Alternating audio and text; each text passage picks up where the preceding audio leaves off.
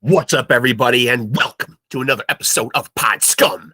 This right here is the podcast where we dive into the deepest, darkest, murkiest waters with a plethora of legendary guests.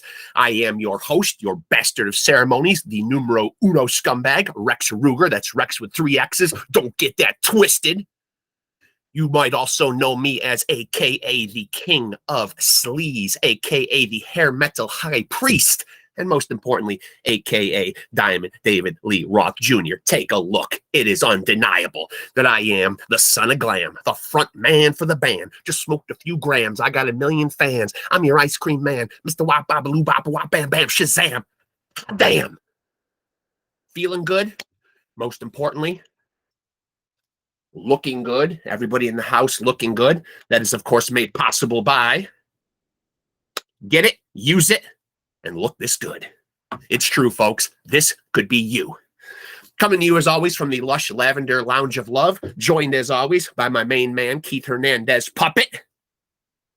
This is, of course, the No Frills podcast, because I am now officially 50 years old, don't know shit about technology, so we just dive right in. Give you legends. And today is no different. It's also the No Frills podcast because you can see me inviting my guest and doing the thing that I do. Sloppily, you know. But what you see is what you get here. And what you get is legends, starting with me and this face, and then the plethora of wonderful guests that I bring to you. So, gratis. And you're welcome. And today is going to be no different, because we got another hard hitter right here, and we about to get into it right now and chop it up with him right here on Pod Scum. So let's do this. Where is he? Where is he? Good afternoon, sir. How are you? Hey, Mark. How you doing? Don't judge me by the hair, man. I go to the same barber as Donnie Lalonde. I just want you to know that right up front, okay? You can tell, right?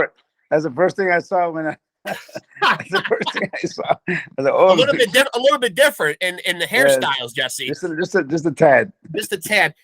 For my audience that doesn't know or is not a boxing fans, which most of them are, the great Jesse James Leijha, the fucking Texas Tornado, a guy that I say should be in the Boxing Hall of Fame. You agree? You have to agree, right? I would like Put him to in there. I would love to be in it, and I don't know, maybe someday, hopefully when I'm alive, I'll get in. But yeah, it's always nicer to enjoy it when you're alive. I fought, I don't know, it depends based on certain credits, but I fought the best fighters in the world in my era. You certainly did. I mean, 4 times against a monster like a Zuma Nelson. Yeah. I mean, you were in there with Mickey Ward. No easy task beating a guy like Mickey Ward. Yeah. And that was a tough fight with Mickey. It was just getting good until, I got headbutted and they stopped the fight. Yeah. But it was just getting good. It was 5 rounds. I was up on points, but, Mickey's the type of guy that comes back from the end, not telling what was happening. But I knew one thing. He never hurt me and he never hit me clean. Yeah. Because all I really was working on is keeping my elbow tucked in, because I'll take the shot to the head. I just didn't want to take the shot to the body. So when he would hit me in the elbow, I would like, wow, that would have hurt. That goes to your mind, like, oh, that would have hurt. Yeah. Sure. I've also had Ivan Robinson on here before. Another guy you have a victory over. Yep, I had that was in the Mandalay Bay in Vegas. But you've been in there with, I mean, like win or lose, just sharing the ring with guys like Oscar De La Hoya, Costa Zoo, I mean, Camacho, Mosley. I mean, you do make a good point. I mean, you were in there with anybody that you could have been in that would have been considered a great fighter in your era. Yeah, I saw people, the top pound for pound fighters in the world I fought in my era. Yeah. Like you said, Oscar, Shane, Costa, Gotti, Mickey Ward. There's a few other in there. So Zuma Nelson. Not to mention Zuma Nelson. Well, there's one that I want to bring up with you. And I'm wondering, I just want to get your take on it, because it has been a fight on your resume that has been hotly debated. The Juan Lezcano fight. Oh yeah. Yeah. You feel like you won that fight? Oh, definitely won the fight. Yeah. I've watched it back a few times, and I watched it back knowing that you were going to be on the show. And, boxing's my favorite sport. I watch it religiously. I sometimes even like to take out my notebook and try to score myself just to see how well or how close I'll be with actual judges. And I had you winning that fight. True boxing fan. You're a true boxing fan. I am a true boxing fan. And you know, I try to be as unbiased as I possibly can, because sometimes it is easy to want to, when you're scoring at home, you know, to want to give a 10-9 round to the guy that deep down you're pulling for. So sometimes it's hard to watch fights objectively and score them. I get that a judge has a really tough job or whatever, but I watched that fight back. I don't know. I don't see the split decision loss. No, I to be nice, 7-3, 7-4. Crazy. I mean, 7-3, 6-4 to be nice. Yeah. I don't know. I mean, even Bobby Chess, who saw the fight, thought it was, you know, crazy. Yeah. I mean, and I think if I'm not wrong, they had Showtime online voting, and people had me winning 10-0, 10 rounds to 0. They did. Yeah. But The I don't general think it was that way, but that's how they had it, online voting. Yeah. Now, I saw in an interview, or I read in an interview with you, that you particularly had a very difficult time in the first 5 years of your career when you weren't getting big money fights. You know, obviously, you know, things were probably tough for you financially, and you're trying to have a family and stuff like that. So I'm interested, as a guy who grinded in the sport and really did it the way that guys do, started at a young age, grind, make your way up through the ranks.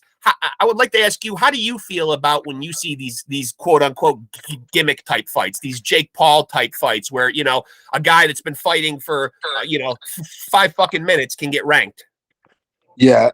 So first, to clear it up, I didn't start fighting until I was 18 years old. No, until I was 19. Okay. My first amateur fight, I was 19 years old. Okay. I was an amateur for 2.5 years. I only had 35 amateur fights. Right. I turned pro after that. Then I had to make up and train. I just trained like crazy. I was on the job training, right? But you would probably agree with the fact that most guys do start very young, though. You know? Yeah. Oh yeah. Most guys. Yeah. I mean, do you think these fights? I mean, do you think these fights are good for boxing, like these Jake Paul type spectacles, like what we saw the other day? You know what? Here's the thing. I had this discussion 2 days ago, yesterday, even with Montel Griffith. Yeah. I've had this discussion with him, or on Facebook, and they say he's good for the sport. How is he good for the sport? I think they're ruining the sport, because it's not the sport. You're going after followers. You're going more into that. You're making crazy money. Now, I'm gonna say, I can't blame him for making that money. Who wouldn't? He's making crazy money for taking the less easiest route. But you know, I can't blame him. Now, I said this today. I posted this on the Facebook today, just an hour ago or so. I said, you can chase the money all you want. The money's great, but man, I was chasing pride. I was chasing a name. I was chasing a legacy. I was chasing to be the greatest or the best. And you can't buy that. You can't buy that. And I told Montel, in 20 years, people can remember your name over Jake Paul's name. In 20 years, people remember you for the warrior you were, the fighter you were, the guts, the world champion. They're never going to think about that with Jake Paul. Jake Paul may have a lot of money. Right. But you can't. I'll guarantee you, Jake Paul would rather have the name that we have than the name I don't know, it's money, right? But 20, 30 years, people are going to remember us over Jake Paul, who was just a guy who was, just a fad of fighting and on TV, but not fighting anyone great. But if you were a fighter and still fighting today, though, is it almost insultive to boxers? Like the outcome of the other day, if Jake Paul would have won, and I don't know where they would have ranked him, but the WBC was willing to actually rank him. And then you see these guys that are striving and grinding for years and years and years, just trying to crack the top 20, the top 30. Is it an insult if you're in the fight game and you've been doing this professionally to have the WBC make a move like that? How could it not be? Right. How could it not? And I love Mauricio, and I've been wanting to message him and tell him, Mauricio, why? Yeah. They may have their own reason. He may have his reason. I don't know why. It may be the money thing, and maybe just trying to get up there with see everyone recognize the WBC. I don't know what it is. I'm just against it. Right. I want to say, why are we doing this? Why are we cheapening the WBC by following these guys just because they have millions of followers? Right. I don't know. I could be wrong. I don't know. But the way I feel inside is I don't want to cheapen the green belt by giving it to a guy who's just fighting Who is he fighting? Even Tommy Fury is not a great fighter. No. If you look at his box rec, he hasn't fought anybody. Right. No, if you look at he's fought guys with 1-0, 1-4, 1-3, 1-8, 1-9, and then he fought one guy that was 23 and whatever. 115, and that guy hadn't fought anyone either. But, you know, I don't know. It's maybe everyone's chasing those followers. Everyone wants to get noticed. I don't know. Maybe it's what about when you see like some of these guys who have been retired and they come back out of retirement? Obviously, you know, a very dangerous move. You know, I don't want to say that it's not possible. Obviously, Bernard Hopkins fought into his 50s and was still relatively successful, could still make weight, still came in good shape. But when you see some of these guys coming out of retirement to come back for fights, whether they deem them exhibition fights or not, does that concern you at all? It's concerning because you don't want anyone to get hurt, and some of these guys are doing it just for the money. I kind of made a thing where I fought till I was 38 years old, so I wouldn't have to come back. But guys are still coming back. They do exhibitions, and I can see exhibitions. That's happening. I can see that happening because, you know, guys, people want to see. They wear the bigger gloves and whatever, but it's still boxing. You're still getting hit in the head, and you still got to watch out for things like that. But you know, for the way people make money, you can't really blame. That's why I say Jake Paul, he could have more power to him. He's making that crazy money. And people are willing to pay that. You know what they say, though, right? There's one born every minute. Yeah, it's true.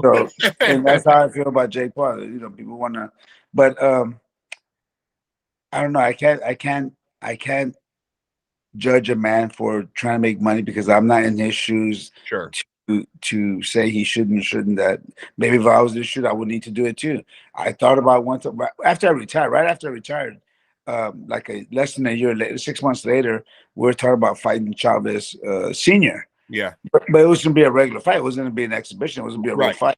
It just didn't materialize, so I stayed retired. No big deal. But I can't judge a man for wanting to make money. Maybe he needs to make money for his family. Remember, we're boxers. We don't have pensions. We don't have retirement. We don't have any of that. And so when we retire, we have to figure something to do to make money. And most of the time, we're not gonna make the money that we're making in fighting. So they want to go back to that. But you know, everything's different, you know. But you did make a good point earlier about a lot of things being in the sport now starting to revolve around money. And I think sometimes we see evidence with that, like with eventually, you know, you could fool the public. Like you said, there's one born every minute, but I don't know that the public is going to continue to keep on paying for these type of fights. Like Floyd Mayweather's fight the other day, disastrous. The arena was practically empty.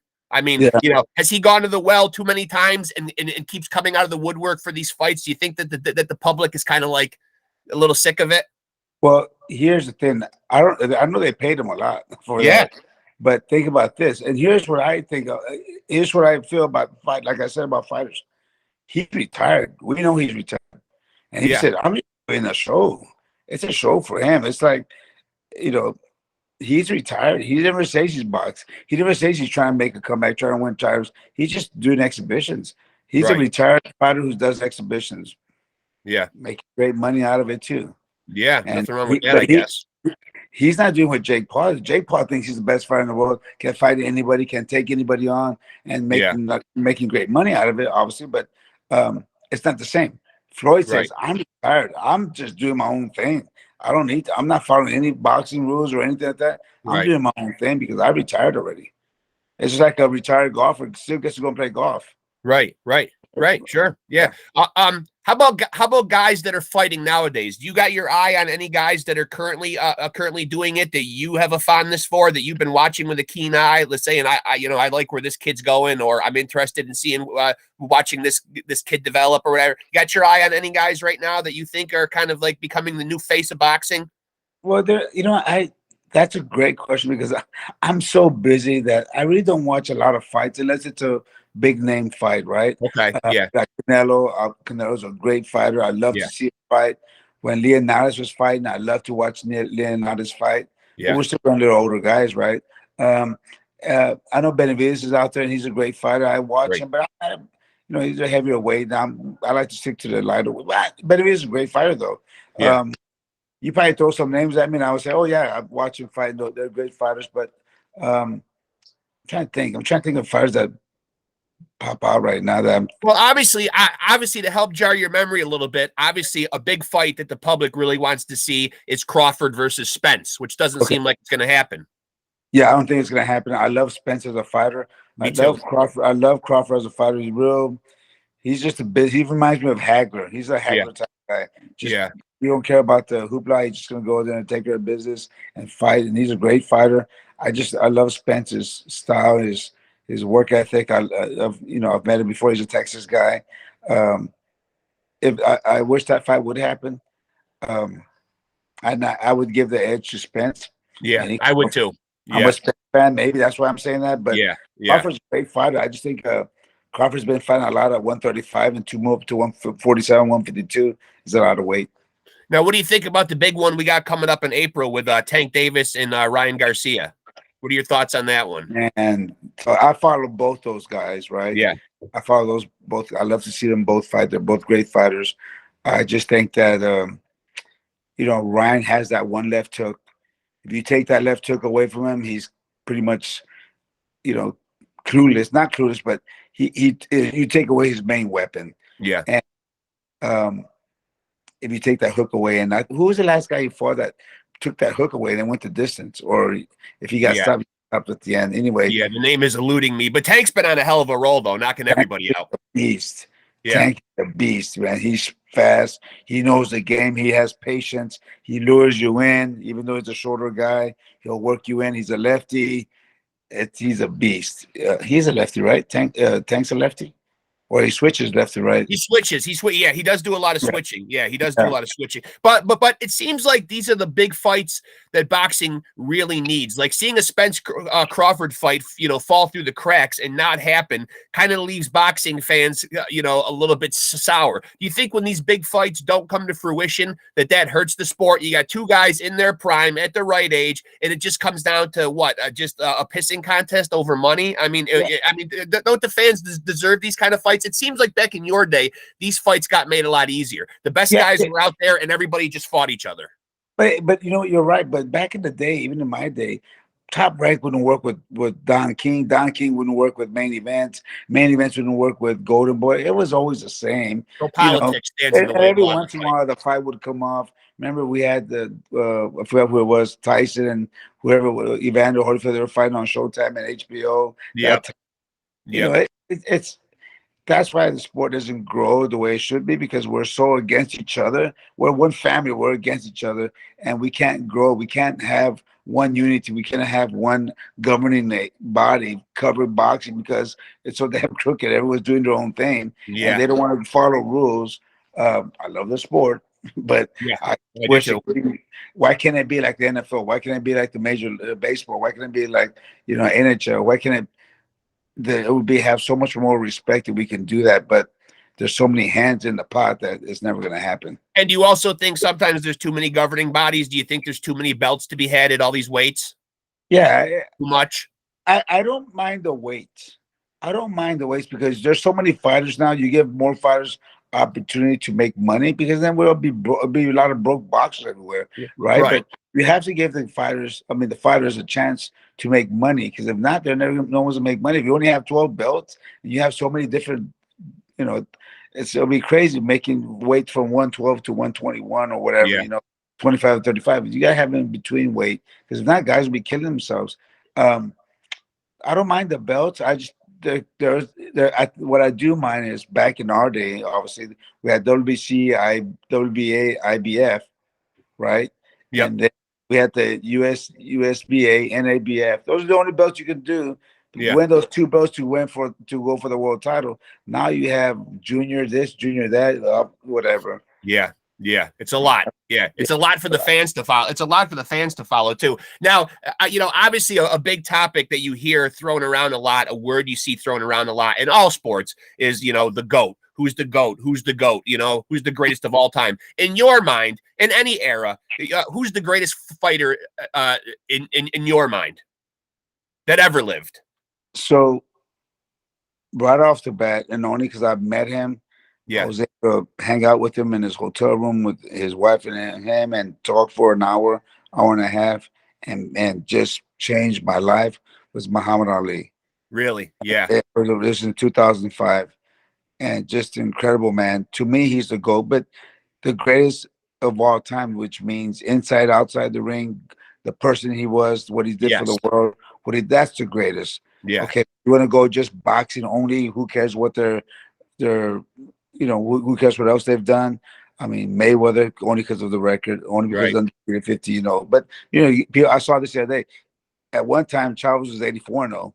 Yes. Yeah, that's pretty crazy. Yeah. And some other fighters too, but Mayweather's just look what he's doing now. Yeah. At that age he is, he's still beating these young guys like it's nothing. It's nothing. He's so far ahead. He's a great fighter too. But you had Tyson too. You had all these guys that were great fighters. But to me, the greatest will always be Muhammad. Now where do you now what's going on for people out there that might be curious? What's life been like for you after boxing? How are you keeping busy these days? Well, so here's the thing that I've learned, or before I even retired, that I was aware of, is that when you retire, I don't care what business you're in or what you retired from, you always have to have something to retire to. Yep. Okay. And like I said, boxers don't have pensions. When you stop fighting, you stop making money. So what I did was I realized that I had to do something after I retired. First of all, I got rid of my 6,000 square foot home that I had. Yeah. After I said, okay, I'm not going to be making this crazy payment anymore. So anyway, I sold that. I have a nice house now, which is still too big. I'm thinking of downsizing again. But I opened up my own boxing fitness gym. Okay. And then I ran that for 17 years. And then my sons and I went into a bigger gym. We have an 8,000 square foot building. Nice. In San Antonio. We train everyone, businessmen, businesswomen. We have police officers. We have doctors, lawyers, judges. We have a billionaire in there. We have all kinds of guys that come in, and women, and train boxing. Now you said your children are involved in this too, but do your children have any aspirations of professional fighting themselves, or do they just like the training aspect of it? Well, my older son, James, turned pro at the age of 19. Oh, he became amateur, had like 12, 15 amateur fights, and then turned pro, and then was 3-0. And then he said, after he had like 5 or 6 fights fought through, he was supposed to fight in the Canelo Kirkland undercard in Houston. Mm-hmm. We promoted the fight. Remember, I started promoting too. I was promoting my partner and I. We did Canelo Kirkland with De La Hoya, but we did all the groundwork. We did all the work in San Antonio. We did a bunch of fights. We did Omar Figueroa against he fought the guy from Japan. I can't think of that guy's name, but we did so many fights. Anyhow, my son turned pro, and then he said, after 5 fights, he goes, man, this is a crazy sport. And he goes, I'm out of it. So, he has a psychology degree, my son, and my younger son. We just opened up a bigger gym together, so we all run that, and we're like busy as ever. It's called Leija Boxing and Fitness. And we're doing really well right now. We train the Spurs. I've been training the Spurs for 18 years now. In the summertime, for 2 or 3 months, we trained the whole team, and they love it. So if there's ever an on-the-court brawl during a basketball game and San Antonio Spurs are involved, they should come out on top. They're going to come out winning. They better, right? They better come out on top. Yeah. Now, I don't want to speculate here, but was Azuma Nelson, in your opinion, the toughest guy that you ever fought? I fought so many tough guys. You got to remember, I fought Oscar. Yeah. Oscar was. I tell people, Oscar was the toughest guy ever. I mean, the strongest guy I ever fought. Fast and he was the strongest guy I fought. He had like a mule, but he was probably the fastest guy I ever fought. But man, I fought everybody. Troy Dorsey, guys. I fought Azuma Nelson, of course, and so I think you answered the second part of my question, because I was going to ask you who's the boxer that hit you the hardest. Are you sticking with De La Hoya? That's Oscar. Yeah. He's the only guy that stopped me in 3 rounds. Yeah, I've never been stopped like that. He was and he stopped me. He was strong. And I had great training for it. I was in top shape. I was sparring 147 pounders. I fought him at one. So I tell people this: Oscar was knocking guys out at 130, 135, 140, 147, 154, 160. Can you imagine how strong he was at 135? Yeah, yeah. He's one of my favorite boxers of all time. I've always loved him. Have a great deal of respect for him. You know, so happy a couple of years ago when he got into the Hall of Fame. Obviously, a guy that with a lot of accolades, won a lot of belts in a lot of different weight classes. So you know, he's always been like you know, up in that conversation, in my opinion. And of course, all this stuff when you talk about GOATs is all based on people's personal opinion. You know, I mean, it's kind of is what it is. You know what, and I may be wrong in this, and I could be. Maybe I am.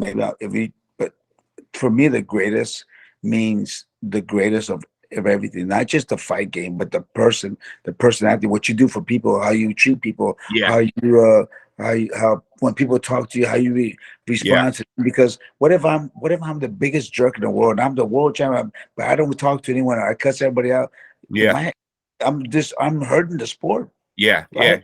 But so you're hurting the sport by the way you're carrying yourself as a man. Yeah, exactly. I would totally agree with that assessment. I think athletes, whether they want to be or not, you know, I mean, you can't control like who kids look up to. Like, you know, Charles Barkley famously said years ago, "I'm not a role model. I'm not a role model." But you are to some kid out there, though. You know what I mean? Like how you conduct yourself is very important in and outside the ring. I'm glad you made that point because my son and I have had that exact same discussion about different sports. Like, oh, if I was starting a franchise, you know, in baseball, who would I want to start it with? And I always try to think of guys that are not only good, but that also have class and there's no controversy and bullshit off the field. You know what I mean? Like, I think that's important.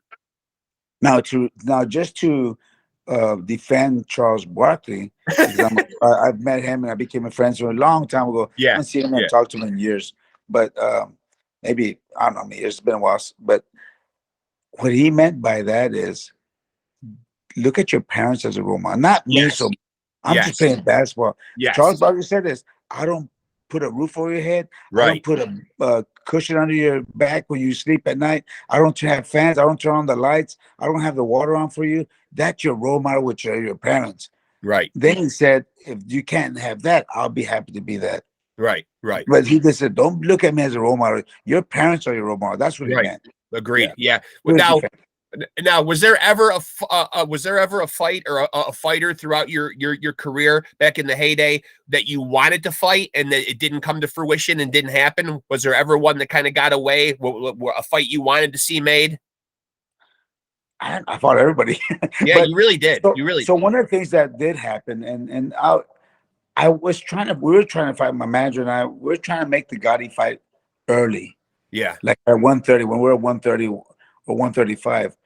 And it didn't happen until the end of my last fight, was the end of my career. Right. It didn't happen until then, but we were always trying to get that fight early on. It just never materialized. We tried, whatever. My manager was trying to do it. It just never happened. Not until the last fight of my career was, you know, I was really 38 years old when it happened. But hey, I took the fight anyways. Well, like I said, I've had Ivan Robinson on here, and he actually had to fight Gatti twice, and they were pretty damn good friends too. Yeah, I mean, trained together, kind of lived together, sparred with each other. So, like, Ivan even said, like, when they came to him and said, "Hey, we got an offer to fight Gatti," he was kind of taken back, like, "Geez, this is going to be kind of a little bit difficult for me." You know, I mean, you know, I'm close. Did you ever go into a fight with that kind of that kind of a mindset, you know, or was it just, were you always able to just kind of decompartmentalize and just go in there and handle business? Or like, were there guys that you genuinely, you know, were friends with and it was difficult to fight them? It's kind of weird. I never really had guys I was in a fight that I knew already beforehand. Yeah. Remember, I was only an amateur for 2 years. So that's where it really starts in the amateur program. Yeah. But I really never had guys. I fought guys that I knew before, knew of them and met them before, but not really. It was just mostly I never met them, or that the first time I was fighting was the first time I ever met them. So I didn't have to worry about that. You know, everyone, it was always business. Even guys you sparred with, you spar a lot of your friends, and you put that out the door, and you go 100% in the ring no matter what. Yeah. So, how did you fare during quarantine and COVID? Everybody in your family was good health wise? Yeah, I got COVID once. No symptoms at all. Maybe a slight headache. Yeah, but you know, that was it. Now remember, our gym. That was one of the reasons we went from a 3,500 square foot gym to an 8,000 square foot gym, because we wanted more space to be able to space out bags and have more room. Sure. We have 2 of those big ass fans up on top. They're huge fans that just moving the air around, circulating everything. So it was a little bit safer. Now we're great, but now that, but that's why one of the reasons why we moved on, because we couldn't just close down. Right. And so we got to make something happen. So we went into a bigger gym. We took the chance and went to a bigger gym that worked. Now, just getting back to Arturo Gatti for 1 second, because he's another guy very high up on my list. Not technically the most polished technical guy, but certainly everybody would agree that, he was the blood and guts warrior. I mean, if you got, if you stepped in the ring with him, you were in for a fight. Obviously, very tragic how his life ended. I asked Ivan Robinson his opinion on this, and I'd like to get yours. Do you really believe that his wife had anything to do with it, or do you really believe that Arturo, I don't know how well you knew him, but would he have been a guy that would have committed suicide? I didn't know him that well. I met him a handful of times. We fought when we talked, and we laughed. But during the fight, even during the time I met him, I guess he was so aggravated about trying to make weight. I was too, though. Yeah, he was trying, and I said something, or someone said something, and my manager said something, and they kind of took offense to it. And he goes, "Oh, whatever." I'm not, he was mad. I understand that part. Yeah, I didn't take it personal, because after the fight, he gave me a hug and he said, "No, I hope no offense to what I said before, whatever it was." But I don't know him. I didn't know him well enough. I knew he had his troubles. We all know that he had his trouble. Yep. And now we know what happened, and where he was killed or murdered, or where it was suicide. We know what happened. And I don't know if you remember this, but the story is that they were saying, well, someone must have hit him because he had a big gash on the back of his head. But one trauma. Yep. The saying was he hit his wife in the streets and knocked her out, and someone was getting mad and threw a rock at him for that, hit him back of the head. That's where that scar came from. But I can't. I don't know. Lord knows, we'll never get to the bottom of it. Yeah, we'll never get to the bottom of it. It's just not meant to be found out. It seems like. I mean, is there a guy in your career that you went into a fight? I don't want to say looking past or underestimating, but is there any guys that you got in there with, and you had a game plan, and you were kind of taken back and surprised? Is there? Did you ever fight an opponent where you got in there and thought, okay, this guy hits harder or is a lot better than I thought he was? Yeah, but it was early on in my career. I think the guy's name was. It was something like my fourth.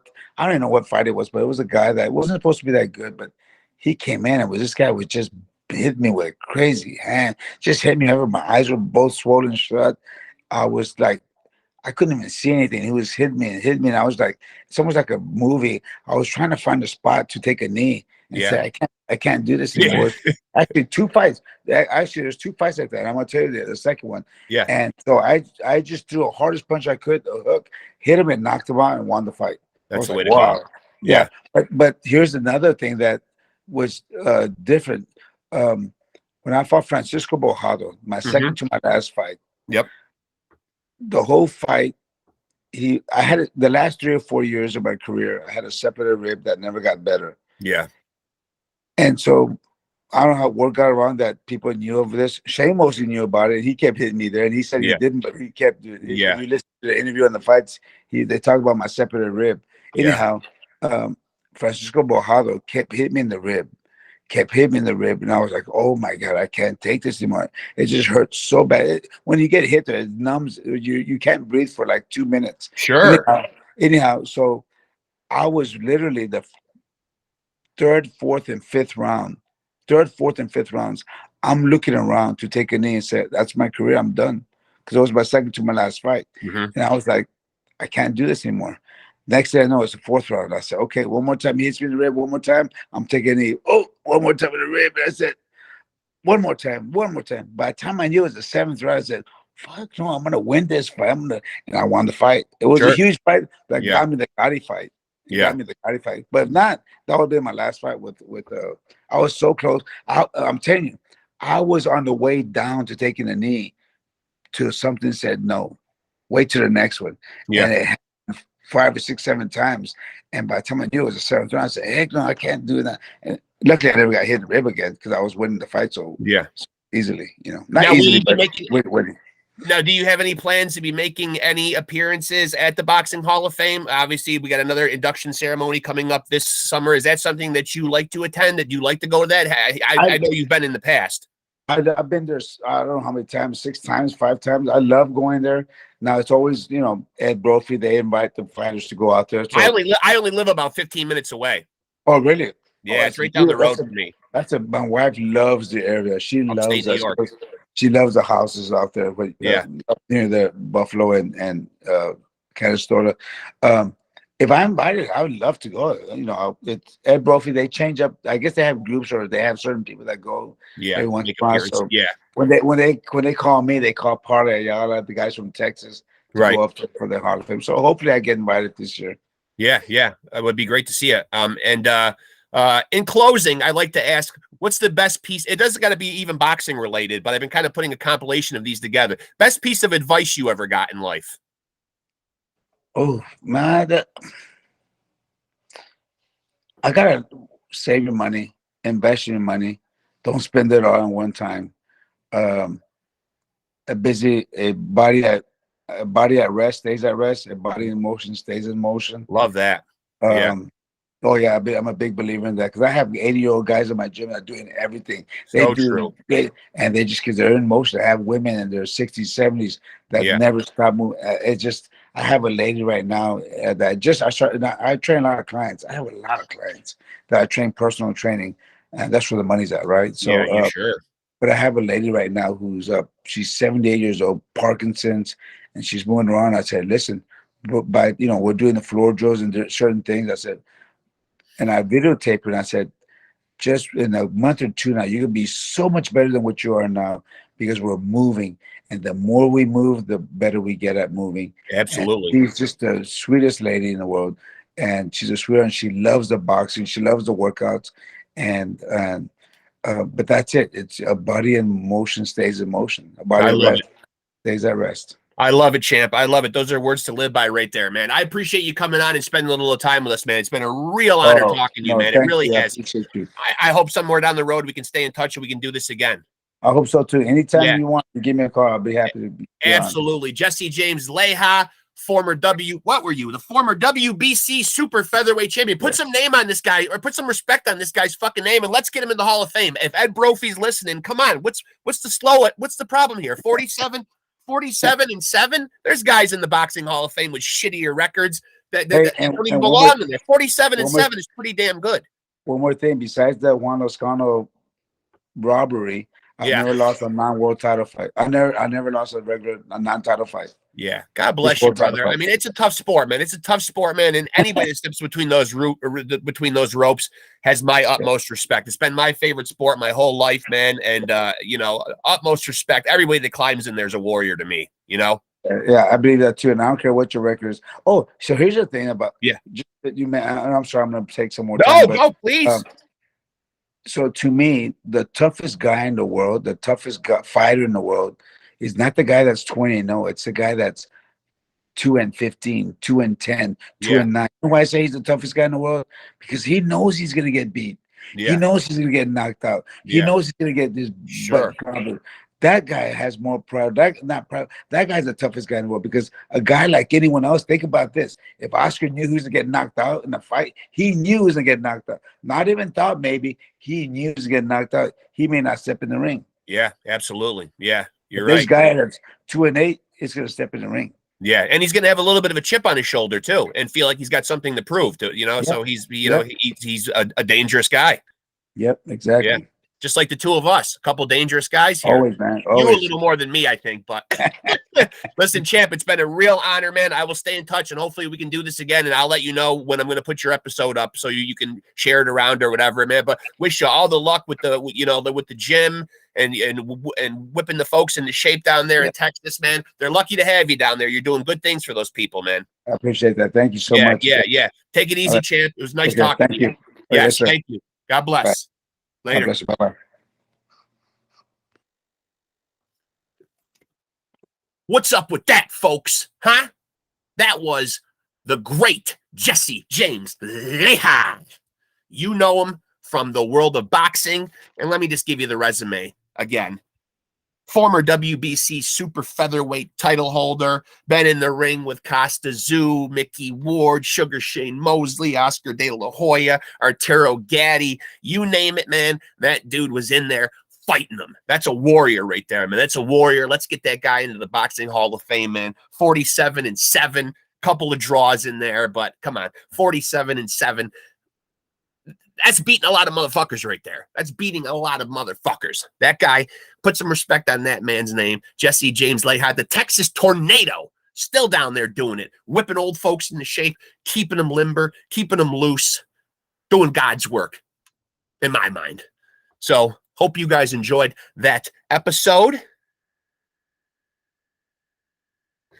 And as always, I will tell you to take it easy and keep it sleazy.